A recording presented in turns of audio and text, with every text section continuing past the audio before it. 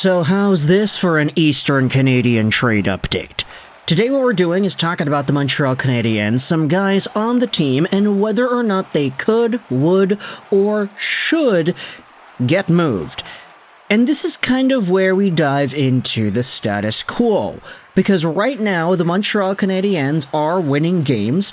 Right now, their team is exhibiting a level of success that I think many fans have been eagerly waiting for a while now. And so, when you think about the dilemma, you think about the ideas, you think about whether or not guys should get traded, it becomes a lot more interesting today compared to what we were greeted with, let's just say, 3 or 4 weeks ago. Just yesterday, we made a video talking about Jake Evans and whether or not the Canadiens should trade him, and it was a conversation that we had because a lot of people in the comments section even were saying, it's probably best for the team to trade him, but they're playing so well, and if he wants to stay, then why wouldn't you give him the opportunity to do that? And if the interest is mutual, why would there even be a trade? Well, what I wanted to do in this video was dive into a few more ideas like that, as well as talk about some extra stuff regarding Montreal goaltending. So, I wanted to turn your attention over to this article on HabsFanatics.com earlier this morning. It's actually old news, but the article was just published today, so that's kind of how Habs Fanatics works. Insider Chris Johnston links Montreal Canadiens and Toronto Maple Leafs to a potential trade. Yeah, it's not really all too new here, but the article is talking about David Savard, and it talks about how the acquisition of Alexandre Carrier is making fans think about Savard, because they play kind of similarly. This move has fueled speculation about Savard's future as his contract is set to expire in 2025. The possibility of a trade before the trade deadline seems plausible, especially if no contract extension is planned. Now, the thing is, the article says that Chris Johnston, in that Athletic article from a few weeks ago, says that David Savard will be targeted by Toronto, and that is a conversation we had already had multiple times, not even just from a few weeks ago when that article was made, but because it's always been an idea here. Yeah, Savard, big, right-handed, shot-blocking defenseman with veteran Stanley Cup experience. It's been a big thing the entire season, pretty much. Johnston mentioned potential interest from the Leafs, while LeBron suggested the Oilers could be a logical destination. As an added bonus, Savard has playoff pedigree and would give Toronto a level of depth at the position usually needed to go on a long run.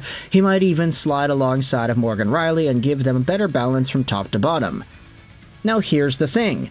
Even though Pierre LeBrun and Chris Johnston have spoken about this, the conversation in this article, I thought, was super interesting, because it talks about how not only are the Oilers and the Leafs projected to doing playoff-worthy things this season and could use additions on their blue lines, but it also talks about how the Canadiens are right there. They're in the thick of it. Everybody knows. Let's go out there and read this. Will Kent Hughes trade David Savard or keep the veteran until the end of the season, risking losing him for nothing? In my opinion, the writer on the HabsFanatics.com piece, we should keep him, especially if, as Pierre LeBrun mentioned, the return isn't very high. He brings a lot to the younger players. And in the section below, there is a question. It's a poll on HabsFanatics.com. What would be the best decision regarding David Savard? And you have 46% of Habs readers going out there and saying that the best thing the Canadiens should do would be to keep him. And so it begs the question here. David Savard might very well be targeted by teams like Edmonton or teams like Toronto, but with Montreal's recent success, and if the return is not going to be too high, let's say it's a mid to late first round pick, do you say, screw it, we're keeping this guy instead because we are right there on the outside of the playoff race looking in? We have Alexandre Carrier, he's doing very well. We have Matheson, we have Hudson, we have Gooley, we have David Savard at our fingertips right here too. Why not keep this guy, forfeit whatever first or a late first we could get in a trade, and try to go on a run ourselves?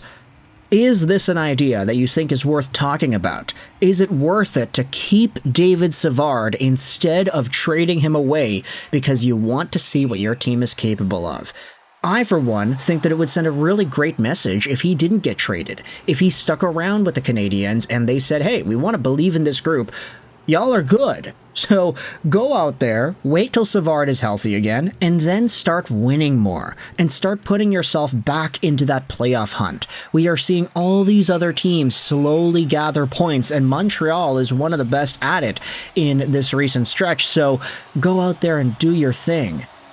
I actually do think it's a really interesting idea, so I want you to let me know your thoughts in the comment section below. Savard, trade, yay or nay? Speaking about Ontario teams, though, I also wanted to talk about this article published on the Ottawa Citizen by Bruce Garriock.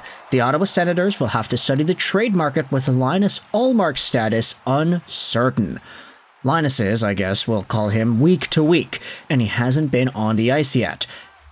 Now, Linus Ullmark has been sort of reviving his career as of late. He's been pretty good for the Ottawa Senators, and he has unfortunately been placed out on the stash. He was taken out a while ago. He'll be out for a little bit more, and because of this, the article talks about how the Ottawa Senators could be looking at the trade market.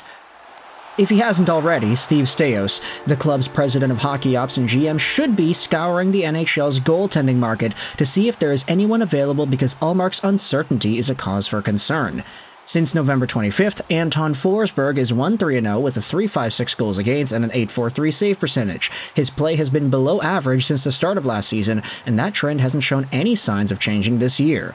Levi Merilainen has shown potential with a 2-2-0 record since being called up after Ullmark's injury, but the Sens can't rush him into the NHL either. Merilainen has a .310 goals against and an .884 save percentage, which isn't good enough at this level. A check with a league executive and a league insider indicated that the market isn't great for netminders. The names floated to Post Media included Anaheim's John Gibson, pretty good, Montreal's Cayden Primeau, decent to okay, and Buffalo's James Reimer. An executive said that the Wings would be willing to move Ville Husso, but he carries a $4.75 million cap hit, and Detroit isn't in any mood to help the Sens, with both teams battling for the same playoff spot. And so with this in mind, I wanted to also talk about Cayden Primeau and whether or not he could be seen as some sort of an option here. Primeau has had a really bad season. Like, it's been so piss-water poor for him in the National Hockey League compared to last season, but he has gotten some pretty good work done in the American Hockey League. In his one and only game played so far this season, he's got a .964 save percentage and a .99 goals against. That's pretty good. A huge increase from the .836 he had in the National Hockey League this year.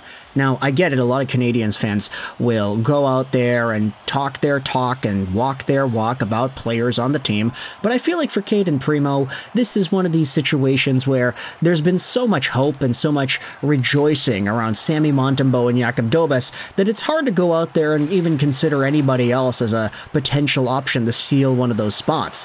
I think for the majority of Canadiens fans looking at this, they'd say, oh, Cayden Primeau trade? Yeah, sure, trade him. Like, he's got no value. He's slowly trying to build himself up. When he was on waivers the other day, people were saying, yeah, if he gets claimed, bravo. He'll have another opportunity elsewhere. He'll go and try to revive his career. That's something that he needs. That's something that the Montreal Canadiens might not be able to provide him. And it's like, okay, you're not good enough to play in Montreal, who was one of the worst teams in the NHL at that time. So where are you going to go and try to revitalize your career elsewhere? This certainly could be an interesting opportunity if Primeau were to actually find his game again. If he's able to take the momentum that he's had in the AHL so far and use it to cultivate positive NHL play, there will actually be some tangible results here if he's able to fit it all together. And Primeau is only 25 years old, which I guess, only 25 years old. It's not the most encouraging thing to hear, but it is sort of the timeline here for goaltenders that they take longer, and everybody's aware of that, so I ultimately wanted to bring this up as well. If the Ottawa Senators came poking around for Cayden Primeau, would you bite? Would you make that trade? Would you send over Primeau for, let's just say, a middling to not-so-great prospect, or a draft pick, or something like that? You gotta remember, Primeau was a 7th-round guy back in the day. I say back in the day like it wasn't like 8 years ago, so he certainly would be turning value into value if he were to be traded for something higher than a 7th-round pick. So let me know your thoughts in the comment section below about this David Savard update and whether or not you think Cayden Primeau could go over to Ottawa. I hope you enjoyed this video. and bye.